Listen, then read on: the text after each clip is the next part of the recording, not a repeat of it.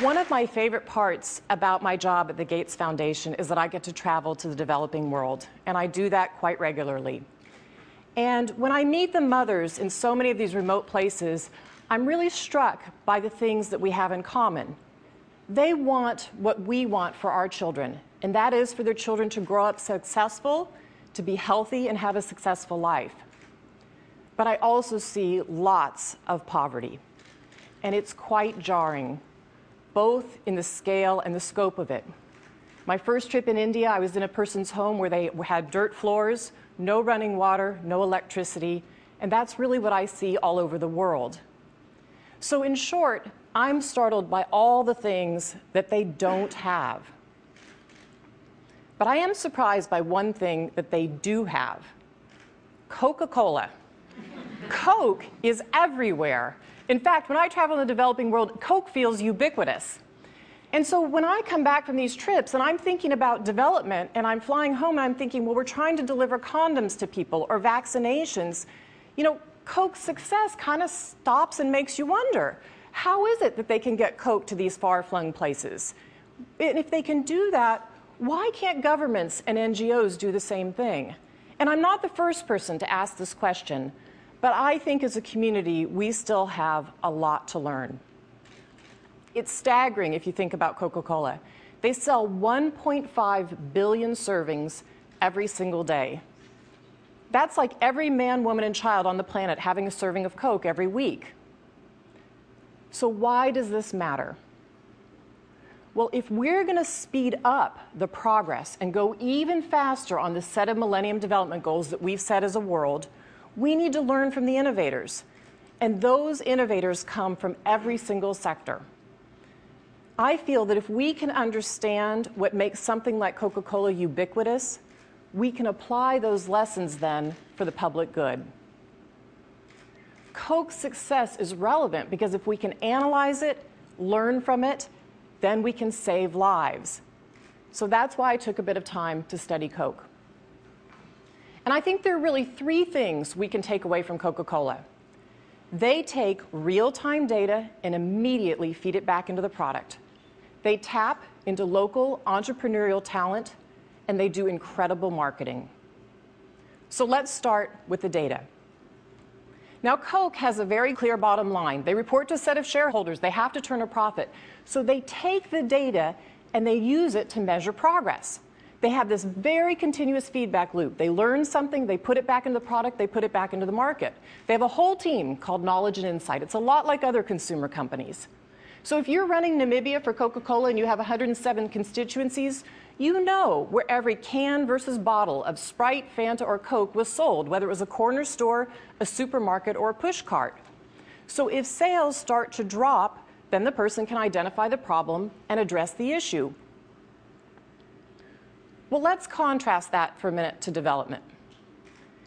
In development, the evaluation comes at the very end of the project.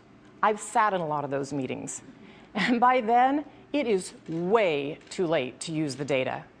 I had somebody from an NGO once describe it to me as bowling in the dark. They said, you know, you roll the ball, you hear some pins go down, it's dark, you can't see which one goes down until the lights come on, and then you can see your impact. Real-time data turns on the lights. So what's the second thing that Coke's good at? Well, they're good at tapping into that local entrepreneurial talent. Coke's been in Africa since 1928, but most of the time they couldn't reach the distant markets because they had a system that was a lot like in the developed world, which was a large truck rolling down a street. And in Africa, the remote places, it's hard to find a good road. But Coke noticed something. They noticed that local people were taking the product, buying it in bulk, and then reselling it in these hard-to-reach places. And so they took a bit of time to learn about that. And they decided in 1990 that they wanted to start training these local entrepreneurs, giving them small loans. They set them up as what they called micro-distribution centers. And those local entrepreneurs then hire salespeople who go out with bicycles and push carts and wheelbarrows to sell the product. So there are now some 3,000 of these centers employing about 15,000 people in Africa. In Tanzania and Uganda, they represent 90% of Coke sales. So let's look at the development side. What is it that governments and NGOs can learn from Coke? Well, governments and NGOs need to tap into that local entrepreneurial talent as well, because the locals know how to reach the very hard-to-serve places, their neighbors, and they know what motivates them to make change. I think a great example of this is Ethiopia's new health extension program. The government noticed in Ethiopia that many of the people were so far away from a health clinic, they were over a day's travel away to a health clinic. So if you're in an emergency situation or your mom about to deliver a baby, forget it to get to the healthcare center. They decided that wasn't good enough, so they went to India and studied the Indian state of Kerala that also had a system like this, and they adapted it for Ethiopia. And in 2003, the government of Ethiopia started this new system in their own country. They trained 35,000 health extension workers to deliver care directly to the people. So in just 5 years, their ratio went from 1 worker for every 30,000 people to 1 worker for every 2,500 people. Now think about how this can change people's lives. Health extension workers can help with so many things, whether it's family planning, prenatal care, immunizations for the children, or advising the woman to get to the facility on time for an on-time delivery. That is having real impact in a country like Ethiopia. And it's why you see their child mortality numbers coming down 25% from 2000 to 2008. In Ethiopia, there are hundreds of thousands of children living because of this health extension worker program.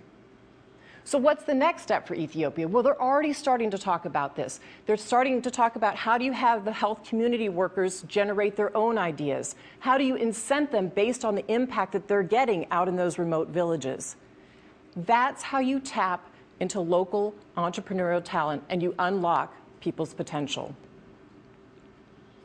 Now, the third component of Coke's success is marketing. Ultimately, Coke's success depends on one crucial fact, and that is that people want a Coca-Cola. Now, the reason these micro-entrepreneurs can sell or make a profit is they have to sell every single bottle in their pushcart or their wheelbarrow. So they rely on Coca-Cola in terms of its marketing. And what's the secret to their marketing? Well, it's aspirational. It associates that product with the kind of life that people want to live. So even though it's a global company, they take a very local approach. Coke's global campaign slogan is open happiness, but they localize it. And they don't just guess what makes people happy. They go to places like Latin America and they realize that happiness there is associated with family life. And in South Africa, they associate happiness with Sariti, or community respect. Now that played itself out in the World Cup campaign. Let's listen to this song that Coke created for it, Wavin' Flag by a Somali hip-hop artist.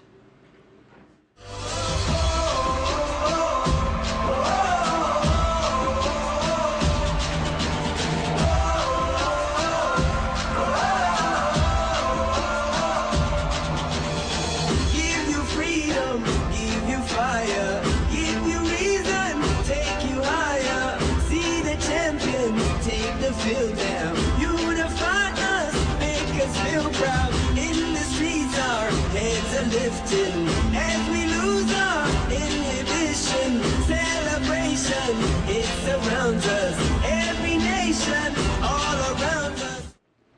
It feels pretty good, right? Well, they didn't stop there. They localized it into 18 different languages, and it went #1 on the pop chart in 17 countries. It reminds me of a song that I remember from my childhood, I'd Like to Teach the World to Sing, that also went #1 on the pop charts. Both songs have something in common, that same appeal of celebration and unity. So how does health and development market? Well, it's based on avoidance, not aspirations. I'm sure you've heard some of these messages. Use a condom, don't get AIDS. Wash your hands, you might not get diarrhea. It doesn't sound anything like wavin' flag to me. And I think we make a fundamental mistake. We make an assumption that we think that if people need something, we don't have to make them want that. And I think that's a mistake. And there's some indications around the world that this is starting to change. One example is sanitation. We know that 1.5 million children die a year from diarrhea, and a lot of it is because of open defecation. But there's a solution. You build a toilet. But what we're finding around the world over and over again is if you build a toilet and you leave it there, it doesn't get used. People reuse it for a slab for their home. They sometimes store grain in it. I've even seen it used for a chicken coop. But what does marketing really entail that would make a sanitation solution get a result in diarrhea? Well, you work with the community. You start to talk to them about why open defecation is something that shouldn't be done in the village, and they agree to that. But then you take the toilet and you position it as a modern, trendy convenience. One state in northern India has gone so far as to link toilets to courtship. And it works. Look at these headlines.